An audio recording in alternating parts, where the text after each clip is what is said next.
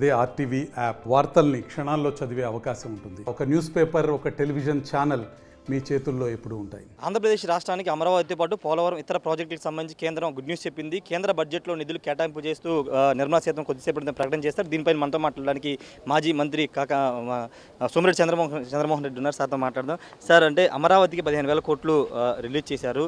మొన్నటి వరకు కామెంట్ చేశారు, ముఖ్యమంత్రిగా ప్రమాణ స్వీకారం చేసిన నెల రోజుల్లో 4 సార్లు ఢిల్లీ వెళ్ళి చంద్రబాబు ఏం తేలేకపోయారని చెప్పారు. ఈరోజు కేంద్రం అమరావతికి పోలవరానికి సంబంధించిన నిధుల విషయంలో ఏం చెప్తారు? అది ఇంకా ఏ రాజధాని లేకుండా చేయాలని 3 రాజధానులు అని చెప్పేసి కొంప ముంచాడు. ఆంధ్రప్రదేశ్ ప్రతిష్ట మంట కలిపాడు జగన్మోహన్ రెడ్డి వచ్చిన తర్వాత. ఈరోజు అదే అమరావతికి పూర్వవైభవం రాబోతుంది.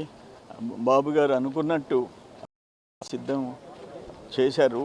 దానికి ఈరోజు నిర్మలా సీతారామన్ గారు కేంద్ర బడ్జెట్లో 15,000 కోట్ల రూపాయలు కేటాయింపు అంటే నిజంగా మా అదృష్టం అని చెప్పేసి.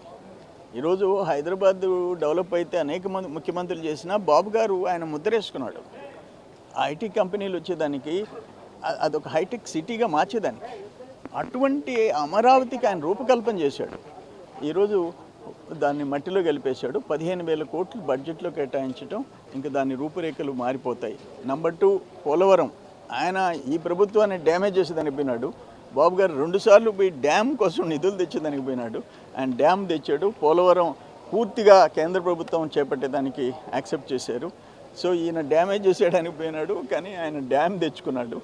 అది ఇద్దరి మధ్య ఉండే తేడా, చంద్రబాబు నాయుడు గారికి జగన్మోహన్ రెడ్డికి ఉండే తేడా, అది తెచ్చుకున్నాడు. అట్లే విశాఖ హైదరాబాద్ బెంగళూరు పారిశ్రామిక క్యారిడారు, విశాఖ చెన్నై క్యారిడారు, ఈ రెండింటికి కూడా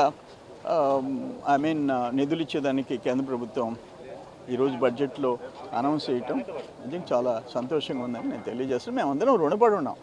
ఎన్డీఏ గవర్నమెంట్, మోడీ ప్రభుత్వానికి ఆంధ్రప్రదేశ్ ప్రజలు రుణపడి ఉన్నారు.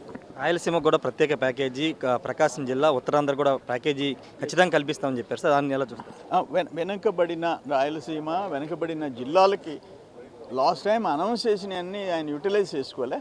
వాటన్నింటిని సంపూర్ణంగా నిధులు విడుదల చేస్తామని చెప్పి కూడా హామీ ఇచ్చారు. చాలా సంతోషం. బ్యాక్వర్డ్ ఏరియా నిధులు కేటాయించడం. Thank you sir. ఖచ్చితంగా అంటే ఇది అమరావతికి సంబంధించి కానీ రాష్ట్రానికి సంబంధించి కానీ ఆంధ్రప్రదేశ్ ప్రభుత్వం, ఆంధ్రప్రదేశ్ ప్రజలు రుణపడి ఉంటారని చెప్తున్నారు. ఖచ్చితంగా రాబోయే రోజుల్లో ఇంకా మరిన్ని నిధులు కేంద్రం నుంచి రాష్ట్రానికి వస్తాయని సోమిరెడ్డి చంద్రమోహన్ రెడ్డి చెప్తున్నారు. కెమెరా పర్సన్ విజయ్తో రాజేష్, ఆర్టీవీ, అసెంబ్లీ నుండి. మరిన్ని వీడియోస్ కోసం ఛానల్ ని సబ్స్క్రైబ్ చేయండి. లేటెస్ట్ అప్డేట్స్ కోసం వాట్సాప్ ఛానల్ ని ఫాలో చేయండి. అండ్ లింక్ డిస్క్రిప్షన్ లో ఉంది.